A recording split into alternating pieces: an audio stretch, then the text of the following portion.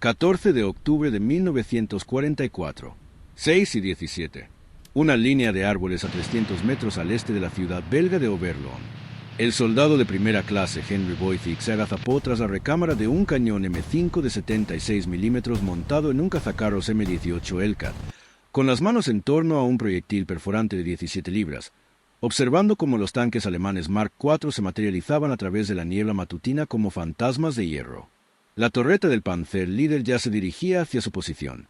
En aproximadamente 8 segundos, su cañón de 75 milímetros dispararía y la tripulación de Boythik estaría muerta o huyendo. Su artillero, el cabo Davis, disparó el primer tiro.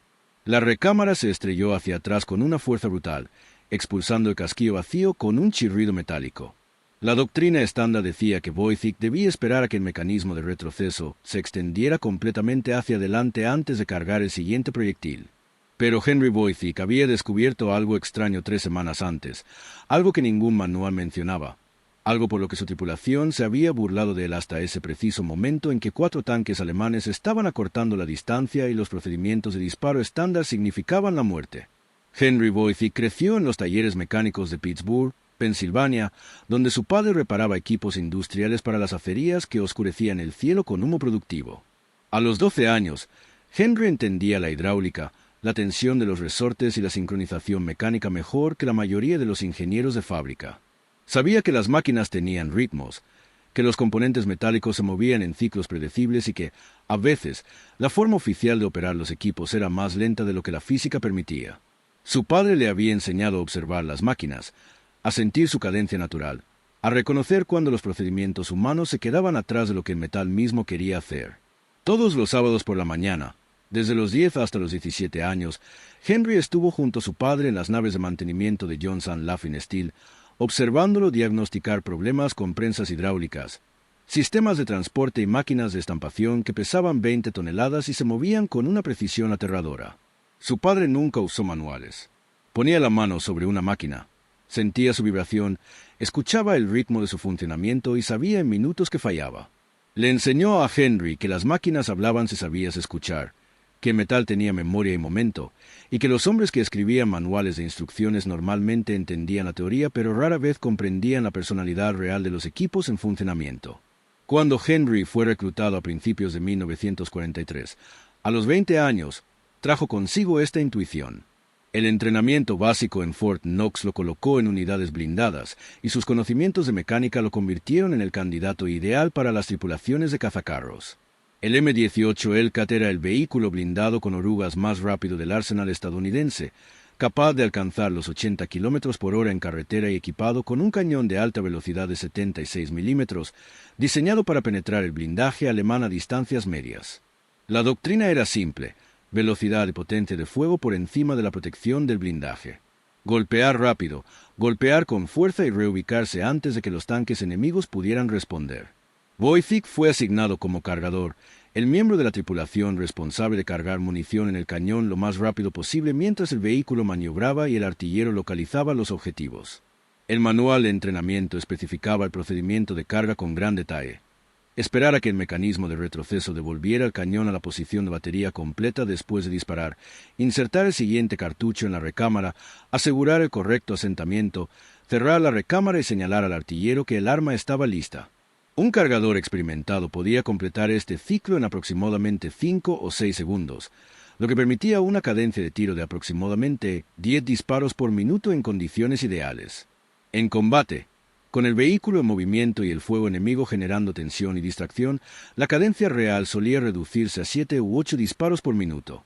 Boythik siguió los procedimientos manuales durante su entrenamiento básico y la escuela avanzada de artillería, pero observaba el mecanismo de retroceso con la misma atención que su padre había dedicado a las prensas hidráulicas. El cañón M5 utilizaba un sistema de retroceso hidroresorte, una combinación de amortiguadores hidráulicos para absorber el impacto inicial hacia atrás y resortes helicoidales para devolver el cañón a la posición de batería.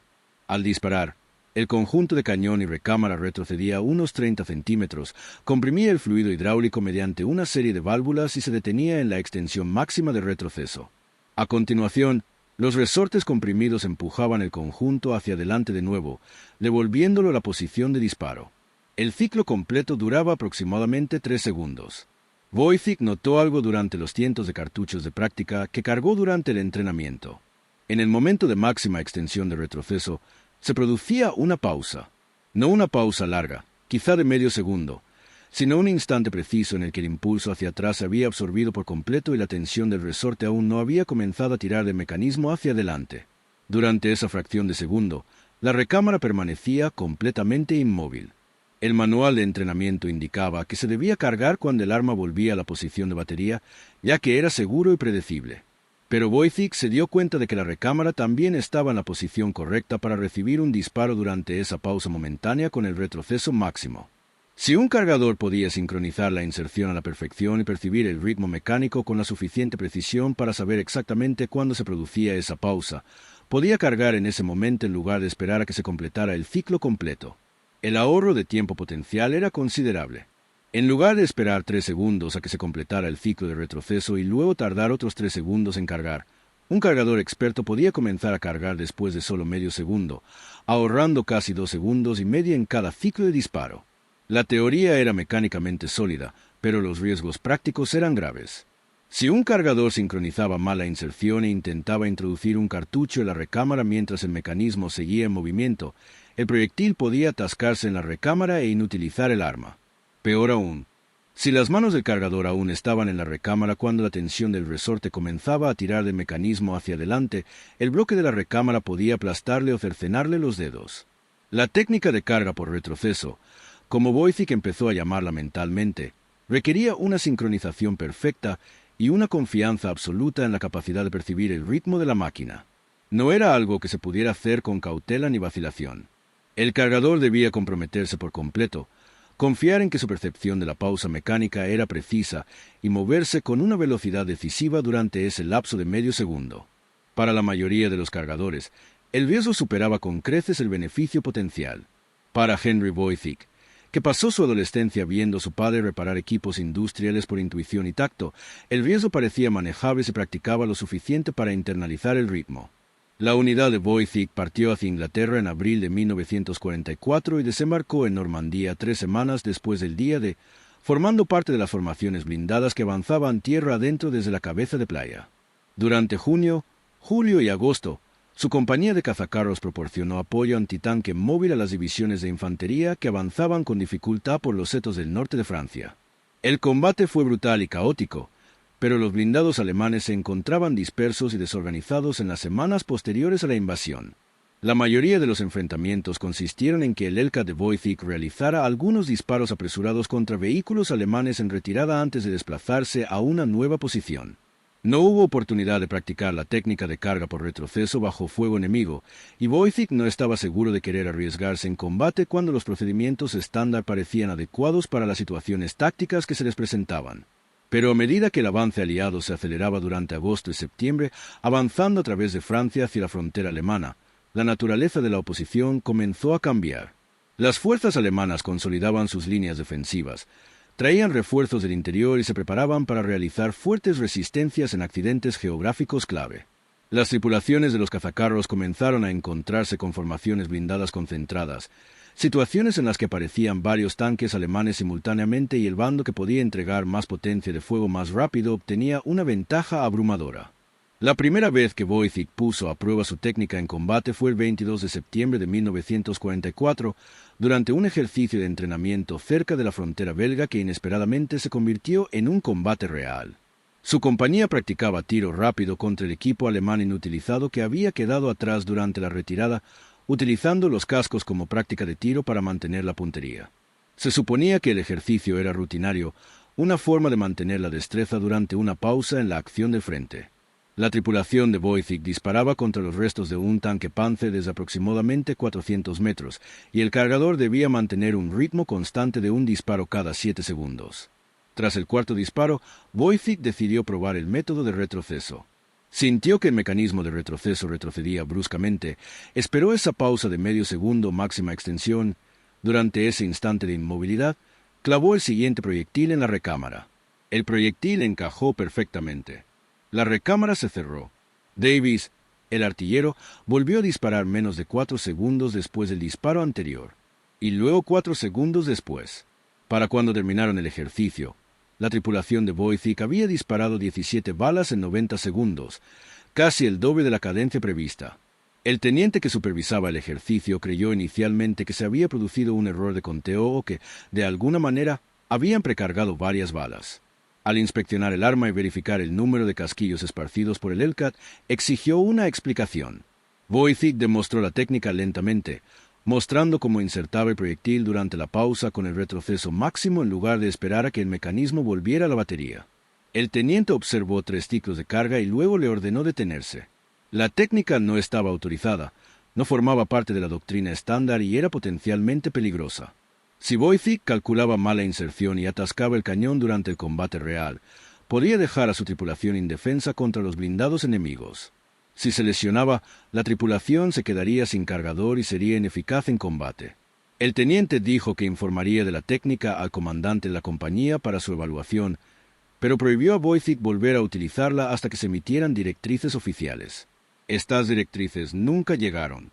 El comandante de la compañía, el capitán Brennan, escuchó la técnica de segunda mano por el teniente, pero estaba demasiado ocupado con la planificación operativa como para prestarle atención seria. Las compañías de cazacarros se desplazaban rápidamente por el frente mientras las fuerzas aliadas exploraban las posiciones defensivas alemanas, y los asuntos administrativos como las técnicas de carga no autorizadas eran de baja prioridad. Voythick no recibió permiso oficial para seguir usando el método de la patada hacia atrás, pero tampoco recibió una orden explícita que lo prohibiera. En la cultura informal de las unidades de primera línea, esa ambigüedad era suficiente. Siguió practicando la técnica durante los periodos de mantenimiento y el tiempo de inactividad, entrenando sus manos para sentir el ritmo mecánico hasta que la sincronización se volvió instintiva. Su tripulación seguía dividida sobre si la técnica era brillante o imprudente. Davis, el artillero, apreciaba la mayor cadencia de fuego, pero le preocupaba la posibilidad de un fallo catastrófico en un momento crítico. El sargento Mackenzie, comandante del vehículo, pensó que Voythick estaba presumiendo y se lo dijo directamente. Los otros 2 tripulantes, el conductor y el ayudante del conductor, que también hacía de observador, no tenían una opinión clara al respecto. El aumento de la cadencia de fuego parecía útil en teoría, pero no se habían encontrado con una situación táctica en la que marcara una diferencia significativa. Durante las 3 semanas posteriores al incidente del entrenamiento de septiembre, el método de carga por retroceso siguió siendo una curiosidad, algo que Voythick practicaba ocasionalmente, pero que parecía más una proeza técnica que una necesidad de combate. Entonces llegó octubre y el ejército alemán dejó de retirarse. La ciudad de Oberlon se encuentra en el sureste de los Países Bajos, cerca de la frontera alemana. Rodeada de terreno pantanoso y pinares que proporcionaban excelentes posiciones defensivas a las fuerzas alemanas, decididas a frenar el avance aliado hacia el río Rin. A principios de octubre de 1944, las unidades estadounidenses y británicas se enfrentaron a las líneas alemanas fortificadas ancladas en ciudades como Oberlon, sufriendo numerosas bajas y con un progreso mínimo. La compañía de cazacarros de Voythick se ubicó en una colina al este de la ciudad el 12 de octubre, con la misión de vigilar a las unidades de infantería que se preparaban para asaltar las posiciones alemanas. Los informes de inteligencia sugerían que los alemanes se preparaban para retirarse de Oberlon para evitar el cerco, y los comandantes estadounidenses esperaban poca resistencia. Los cazacarros se situaron principalmente como medida de precaución, como protección ante el improbable escenario de que los blindados alemanes lanzaran un contraataque durante el asalto de infantería. En la tarde del 13 de octubre, la tripulación de Voythick excavó su Hellcat en una posición poco profunda con el casco hacia abajo con vista a una línea de árboles aproximadamente a 500 metros al este. Camufló el vehículo con ramas de pino cortadas y se preparó para lo que esperaban que fuera una noche tranquila seguida de un día de rutina de apoyo a las operaciones de infantería. El 14 de octubre comenzó con una densa niebla que reducía la visibilidad a menos de 400 metros. A las 6, la niebla era tan espesa que Voythick apenas podía ver la línea de árboles a la que apuntaba su cañón. Estaba calentando café en una pequeña estufa portátil instalada detrás del Hellcat, esperando a que la niebla se disipara y comenzara el asalto de infantería, cuando Davis silbó una advertencia desde el interior de la torreta. Movimiento en la línea de árboles. Voythick dejó caer el café y trepó a la cubierta trasera del Hellcat, deslizándose su posición detrás de la recámara justo cuando Davis identificaba los contactos. Tanques. Múltiples tanques. Blindados alemanes avanzando a través de la niebla en formación escalonada, sus comandantes aparentemente esperando aprovechar la visibilidad limitada para acercarse a las posiciones estadounidenses sin ser detectados y lanzar un ataque sorpresa durante el asalto de infantería. Mackenzie, el comandante del vehículo, contó 4 tanques, probablemente Mark IV a juzgar por sus siluetas, avanzando a baja velocidad con la infantería siguiéndolos. La fuerza alemana estaba ejecutando un contraataque local, intentando interrumpir los preparativos estadounidenses y ganar tiempo para la llegada de refuerzos. Los otros 2 Hellcats del pelotón de Wojcik estaban posicionados 300 metros al norte, cubriendo una ruta de aproximación diferente. Durante los siguientes minutos, hasta que esos vehículos pudieran reposicionarse o hasta que se pudiera llamar a la artillería estadounidense, la tripulación de Wojcik se enfrentaría solo a 4 tanques alemanes. Davis giró la torreta, alcanzando a Panzerleader. El alcance era de aproximadamente 300 metros, lo suficientemente cerca como para que el cañón de 76 milímetros penetrara el blindaje lateral o trasero del Mark IV, pero no lo suficiente como para garantizar un disparo letal contra el glacis frontal. Mackenzie dio la orden de fuego. Davis apretó el gatillo. El cañón rugió, la recámara se estrelló hacia atrás y el casquillo vacío salió expulsado en una lluvia de latón candente. Wojcik vio como la trazadora surcaba la niebla e impactaba a baja altura en el casco del tanque líder, destrozando el conjunto de orugas izquierdo. El Panzer se detuvo con una sacudida, inmovilizado pero no destruido. Su torreta comenzó a girar hacia el origen del disparo. Los 3 tanques que lo seguían se desplegaron, presentando múltiples objetivos y maniobrando para flanquear la posición del Hellcat. Este era el escenario de pesadilla que la doctrina de los cazacarros intentaba evitar, un enfrentamiento estacionario contra múltiples tanques enemigos con apoyo limitado. Se suponía que la ventaja estadounidense residía en la movilidad y la sorpresa. Ahora la tripulación de Wojcik estaba enfrascada en un duelo contra un ejército superior en número, y su supervivencia dependía enteramente de cuánto daño pudieran infligir antes de que los tanques alemanes llegaran y los destruyeran. Wojcik cargó el segundo proyectil siguiendo el procedimiento habitual, esperando a que el mecanismo de retroceso volviera a la carga completa. 5 segundos. Davis disparó contra el segundo Panzer, que aceleraba hacia la izquierda para obtener un ángulo de flanqueo. El disparo falló, impactando contra el suelo a poca distancia del objetivo y levantando un geyser de lodo. Los tanques alemanes se acercaban rápidamente, a menos de 200 metros, y sus cañones se desplazaban para atacar. Wojcik pudo ver destellos desde otras posiciones a lo largo de la cresta, mientras más cañones estadounidenses abrían fuego, pero esas dotaciones atacaban objetivos diferentes. Su Hellcat seguía solo contra esos 4 tanques. Mackenzie le gritaba correcciones de alcance a Davis, con la voz tensa y el pánico controlado de quien ve cómo sus opciones tácticas se desmoronan en tiempo real. La doctrina habitual dictaba que debían desplazarse inmediatamente, aprovechar la velocidad del Hellcat para romper el contacto y reubicarse en una mejor posición. Pero moverse ahora los expondría al fuego desde múltiples ángulos, y el terreno tras su posición era terreno abierto que no ofrecía ningún tipo de ocultación. Tuvieron que quedarse y luchar, lo que significaba que tenían que disparar más rápido de lo que la doctrina decía que era posible. Wojcik cambió la técnica de la patada hacia atrás. La decisión fue instantánea, tomada sin pensarlo conscientemente, impulsada por el mismo instinto que había guiado las manos de su padre al diagnosticar máquinas averiadas. El tercer disparo retrocedió. Wojcik sintió la pausa mecánica, ese medio segundo en que la recámara colgaba inmóvil en toda su extensión. Disparó el siguiente proyectil durante esa pausa, sintiendo la resistencia al encajar el casquillo en la recámara. La recámara se cerró automáticamente. Davis disparó antes de darse cuenta de que el arma estaba cargada. 4 segundos desde el disparo anterior. El proyectil impactó al segundo Panzer en el anillo de la torreta, un impacto marginal que atascó el giro de la torreta e impidió a la tripulación alemana apuntar su arma. Cargar. Pausa. Insertar. Fuego. 4 segundos. El cuarto disparo impactó al mismo tanque en el blindaje lateral, penetrando esta vez y provocando explosiones secundarias en el interior del casco. El Panzer se detuvo. Humo negro salía de las escotillas. Cargar. Pausa. Insertar. Fuego. 4 segundos. El tercer tanque alemán intentó dar marcha atrás. Su comandante aparentemente se dio cuenta de que su formación estaba en una zona de peligro contra un cañón que disparaba al doble de la cadencia esperada. Davis siguió el movimiento, adelantando ligeramente al objetivo para compensar la marcha atrás. El quinto disparo atravesó el blindaje trasero, más delgado, mientras el Panzer giraba, detonando la munición almacenada cerca del compartimento del motor. El tanque explotó con tanta fuerza que Wojcik sintió la onda expansiva sobre él incluso a 200 metros de distancia. El cuarto Panzer finalmente devolvió el fuego. Su cañón de 75 milímetros emitió un solo ladrido y disparó un proyectil que pasó silbando junto a la torreta del Hellcat a menos de 1 metro de distancia. Wojcik oyó el estallido supersónico, sintió como la onda de presión le zumbaba los oídos y le nublaba la vista momentáneamente. Mackenzie le gritaba a Davis que apuntara al cuarto tanque, pero Davis ya giraba a la derecha, siguiendo al Panzer mientras intentaba cubrirse tras las ruinas de una granja de piedra. Cargar. Pausa. Insertar. Fuego. 4 segundos. El proyectil impactó en la pared de la granja y explotó en una lluvia de fragmentos de piedra, sin alcanzar al tanque, pero obligándolo a cambiar de dirección. Cargar. Pausa. Insertar. Fuego. 4 segundos. El disparo impactó en la cubierta del motor del Panzer, penetrando el delgado blindaje superior y destruyendo el motor. El tanque se detuvo, inutilizado e inmóvil. Su tripulación se lanzó de inmediato, abandonando el vehículo y corriendo hacia la línea de árboles.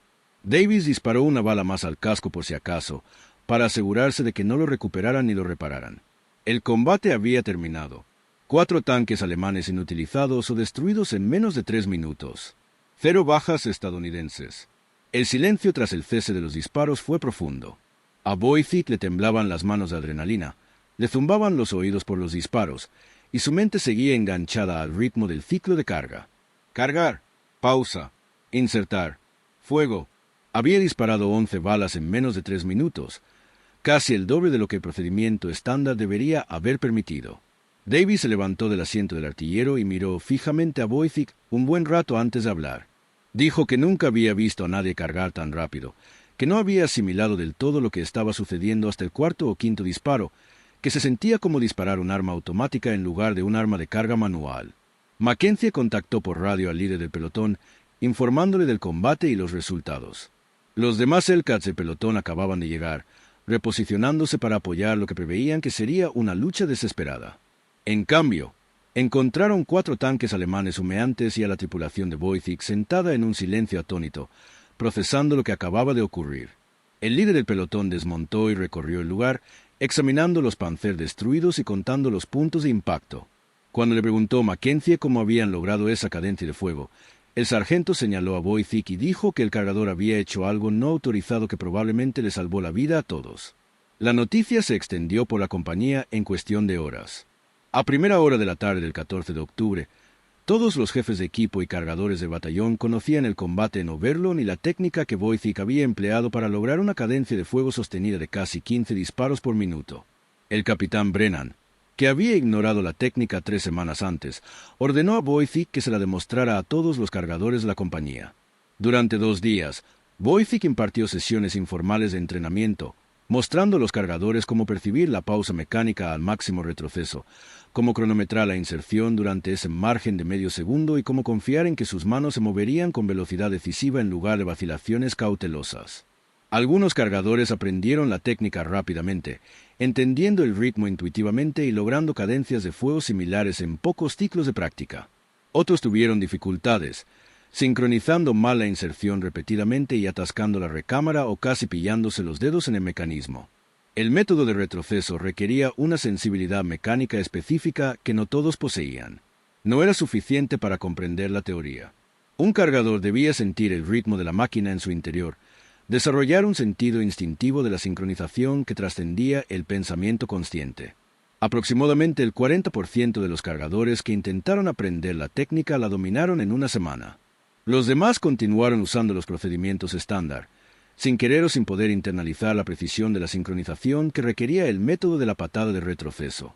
Las implicaciones tácticas se hicieron evidentes durante las siguientes semanas de combate en los alrededores de Oberlon y en las marismas de Peel. La doctrina estadounidense de cazacarros de 1944 enfatizaba la movilidad y las tácticas de emboscada. Atacar desde un lugar oculto, disparar algunos tiros para inutilizar o destruir los blindados enemigos y luego reubicarse antes de que los tanques alemanes pudieran acercarse y devolver el fuego efectivo. La doctrina asumía que los Hellcats serían superados en número y armamento en combates prolongados, por lo que la supervivencia dependía de la velocidad y el factor sorpresa. Pero las tripulaciones que utilizaban la técnica de carga por retroceso descubrieron que podían mantener posiciones durante más tiempo y atacar a más objetivos antes de tener que desplazarse.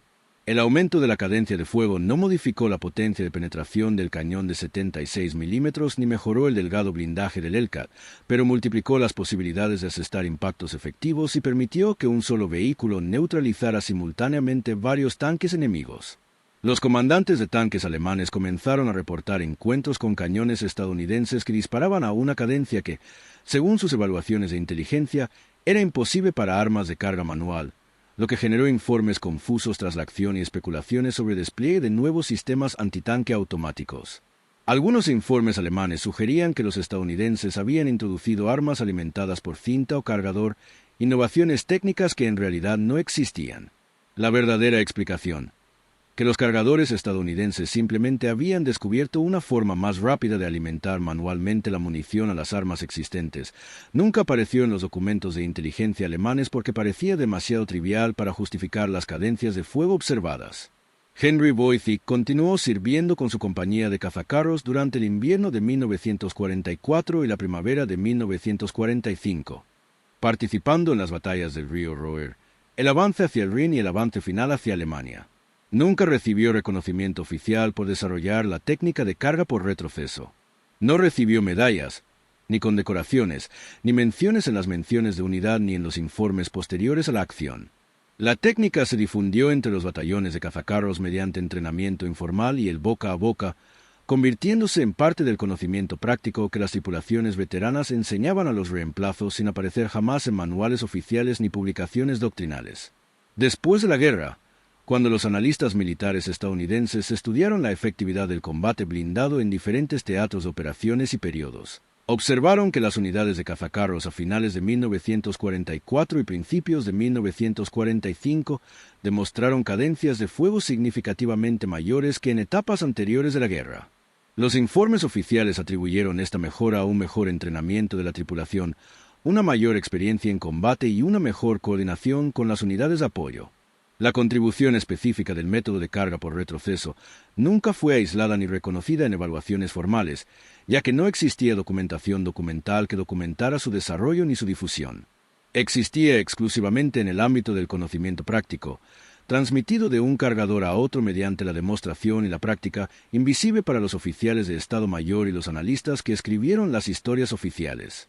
Boycott regresó a Pittsburgh a finales de 1945 y retomó su vida de preguerra trabajando en talleres mecánicos, reparando equipos industriales con la misma comprensión intuitiva de los sistemas mecánicos que le había inculcado su padre. Se casó en 1947, crió 3 hijos y vivió tranquilamente durante casi 5 décadas, sin entrar en detalles sobre su servicio en tiempos de guerra. Cuando organizaciones locales de veteranos lo entrevistaron en la década de 1980 como parte de proyectos de historia oral, Boycott se mostró reacio a hablar de sus experiencias de combate. Mencionó haber servido en unidades de cazacarros, haber participado en campañas por Francia y Alemania y haber regresado a casa ileso.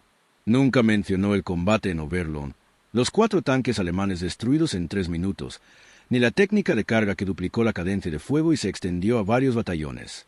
Al ser preguntado sobre qué recordaba con más claridad de la guerra, Boycott dijo que recordaba el peso de los proyectiles perforantes, el olor a cordita y latón caliente, y como los sistemas mecánicos tenían ritmos que se podían percibir si se prestaba atención. Dijo que su padre le había enseñado a escuchar a las máquinas y que esa lección le había servido en situaciones que prefería no describir en detalle. Henry Boycott falleció en 1994 a los 71 años. Su obituario mencionaba el servicio militar, pero no incluía detalles sobre su papel en el combate blindado ni su contribución a las tácticas de los cazacarros. 2 hombres de su antigua unidad asistieron al funeral, ambos antiguos cargadores que habían aprendido la técnica de la patada de Boycott en Bélgica 50 años antes. Hablaron brevemente sobre el combate en Oberlin, sobre ver a Henry cargar munición más rápido de lo que parecía físicamente posible, sobre darse cuenta de que estaban presenciando algo para lo que ningún manual de entrenamiento los había preparado. Ninguno de los dos había hablado de la guerra con Boycott en décadas. Como muchos veteranos de guerra, Boycott había preferido dejar esos recuerdos sin analizar, centrarse en los ritmos cotidianos de la vida civil en lugar de revivir momentos en los que la precisión de un segundo marcaba la diferencia entre la supervivencia y la muerte. Pero los hombres que sirvieron con él lo recordaban, y su presencia en su funeral fue un reconocimiento de que algunas contribuciones a la historia ocurren en silencio, sin reconocimiento oficial ni registro formal, transmitidas por quienes estuvieron allí y comprendieron lo que presenciaron. La historia de la técnica de carga por retroceso ilustra una verdad fundamental sobre la innovación militar, la distancia entre la doctrina oficial y la eficacia práctica. A lo largo de la historia, las mejoras tácticas más valiosas a menudo no han surgido de las academias de personal ni de los laboratorios de armas, sino del personal de primera línea que conocía a su equipo a un nivel íntimo y táctil. La adolescencia de Wojcik en los talleres mecánicos de Pittsburgh, aprendiendo a sentir el ritmo de los sistemas hidráulicos y los mecanismos de resorte, fue más relevante para el combate blindado que cualquier cosa enseñada en las escuelas formales de artillería. El manual oficial del cañón M5 especificaba procedimientos de carga diseñados para la seguridad y la consistencia en todos los niveles de habilidad, pero esos procedimientos fueron escritos por ingenieros e instructores que nunca habían cargado un arma bajo fuego, que nunca habían sentido la pausa mecánica al máximo retroceso, que nunca habían necesitado disparar el doble de rápido para evitar ser abatidos. La innovación de Wojcik surgió de la necesidad y la observación, de observar el mecanismo de retroceso con la suficiente atención como para notar lo que todos los demás pasaban por alto, y de tener la intuición mecánica para reconocer que los procedimientos oficiales eran más lentos de lo que la física permitía. Este tipo de innovación no se puede enseñar a través de instrucción formal porque depende de la percepción individual y de la voluntad de ver más allá de las reglas escritas para comprender la máquina misma.